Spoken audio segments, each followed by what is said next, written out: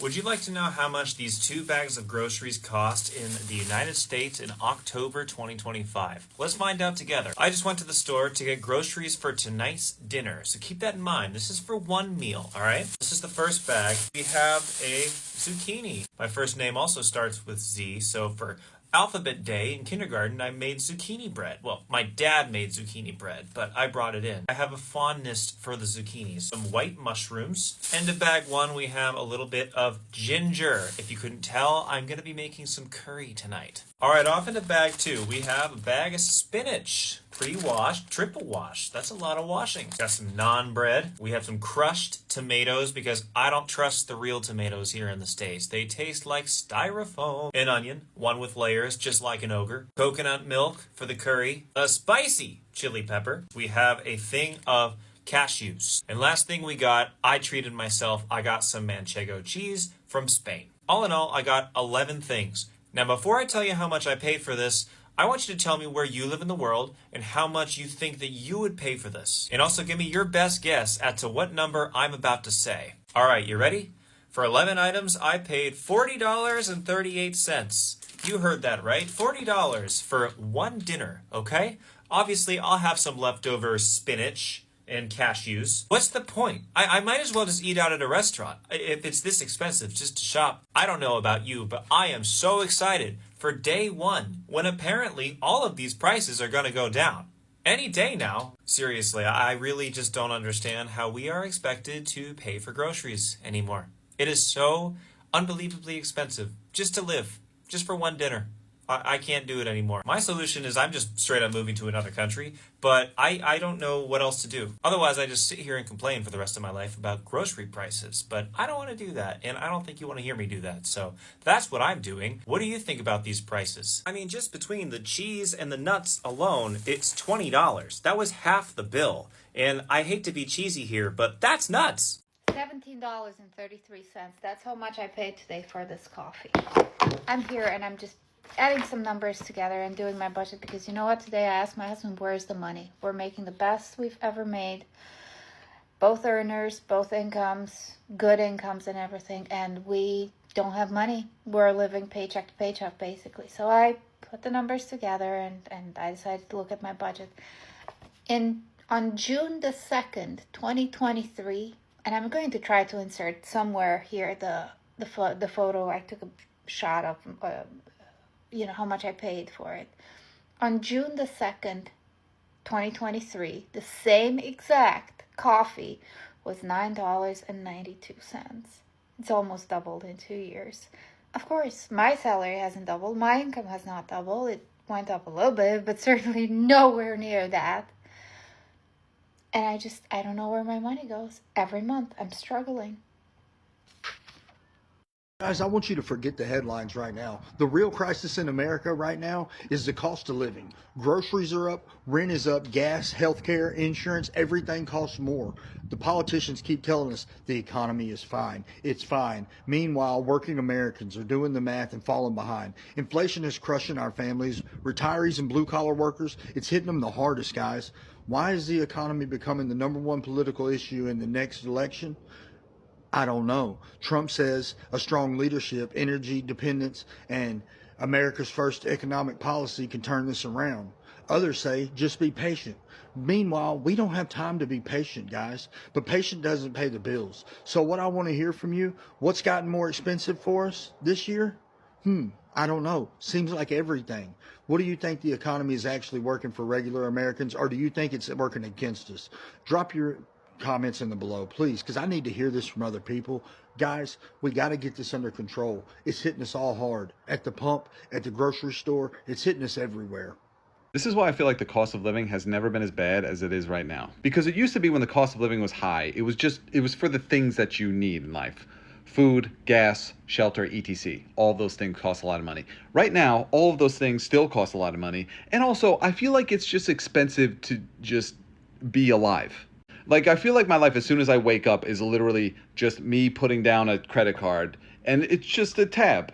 And life is a bartender. And it's just like, what are you going to have? And I'm just like, I'm okay. I don't really need anything today. And it's just like, oh, really? Well, if you're going to be here, you're going to need to spend money. And I'm just like, what do you mean here? I'm just in the world. And it's just like, yeah, you have to buy something now. It's even getting to the point where like, I feel like even my thoughts are getting expensive, you know? Like I could just have the thought of like, my nose is a little stuffy. And then all of a sudden, I open up my phone 10 minutes later and have 12 ads for like, oh, you have a pollen allergy and you got to buy these anti-pollen allergy pills or you're going to suffocate in your sleep. Sleep is the only place I still feel kind of safe. But even there, it's like I could have sleep problems for one night and then I wake up feeling kind of groggy and all of a sudden I'm getting targeted ads for melatonin gummies. It's like all of our necessities are still expensive, and then also just every increment of our life costs. Once you move to America, are you soon rich? Let me explain why it's often much harder than people realize to obtain the kind of wealth they expect to obtain when they come to the United States. So imagine you just moved to my hometown, Baltimore, from Nepal, and you're working full-time, 40 hours a week at minimum wage. So income first. Maryland minimum wage is about $15 per hour, so that's roughly $2,600 per month before taxes. That's more than 370,000 Nepalese rupees. That's a lot of money. But now reality, taxes, federal tax, Maryland state tax, Social Security taxes, Medicare. After all those taxes, the amount that would actually reach your bank account would be about $2,100 per month. So that's the money you have to live on. Housing. I'm going to assume that you don't live alone. You're sharing a house with a roommate or something like that, or an apartment with a roommate. And on average, apartment rents are about $1,600 per month in Baltimore. So your share of the rent is about $800 per month. So $2,100 minus $800 is $1,300 left. Food. Let's be realistic here. You're going to cook at home, sure, rice, dal, vegetables, meat, sometimes spices, snacks.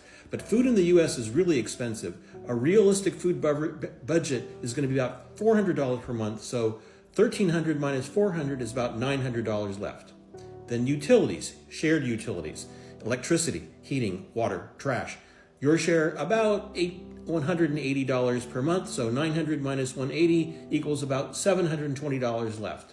What about the phone, the internet? A basic phone plan, $60 per month, probably a bit more. But let's say $720 minus 60 is $660 left. Transportation. You've got a very cheap used car. Everyone drives a car. So you buy an old used car, you pay in cash. We won't even count that cost, but every month you still are paying insurance, about $120, gas $120, repairs and maintenance another $100 or so, parking. Total cost of the car, $360 per month. 660 minus 340 is $220. Other basic costs, clothes, toiletries, haircuts, household items, very minimal budget, $150 a month. $320 minus $150, about $170 left. Then healthcare, emergencies, even with insurance, doctor visits and medicines costly. You should set aside at least $150 a month for medications, occasional doctor's visits, and so forth. So out of $170 minus $150, $20 left. So after working full-time, shared housing, cooking at home, driving an old car, no luxuries, you've got left over about $20 to send home to Nepal. So how much can you really send home? Just that $20? $50? $100? If you're really, really frugal, what happens if your family expects or needs more? And one problem can change everything. Your car breaks down. You've got a dental emergency. There's a family emergency in Nepal. One such big event like that can erase years of savings.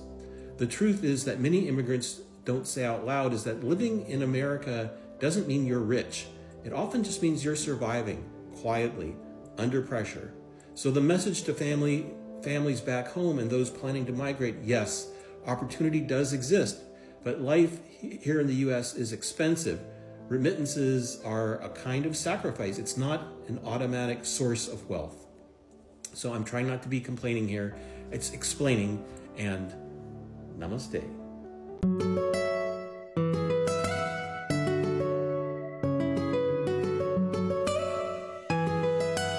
So I decided to calculate how much a day of life costs for a family of 4 in the US. And oh my God, I actually regret doing that. Let's do it together. Let's freak out together. So we rent a 3-bedroom house, and rent and utilities around $280 a day. Around $65 a day, car and insurance payments, health insurance, $90 a day for all of us. We spend around $66 eating out and on groceries. Our kids go to daycare, and there is no such thing as free daycare. We have 2 kids. Approximately, we pay $90 a day for 2 kids. $180. We also have a nanny. We provide accommodation for her. We provide food, travel, everything. And she also gets paid $120 a day. Now our total is, I haven't included furniture, I haven't included clothing, I haven't included travel. Still comes to $841 a day. I'm gonna go cry. I don't know what you guys are gonna do with this information. Bye.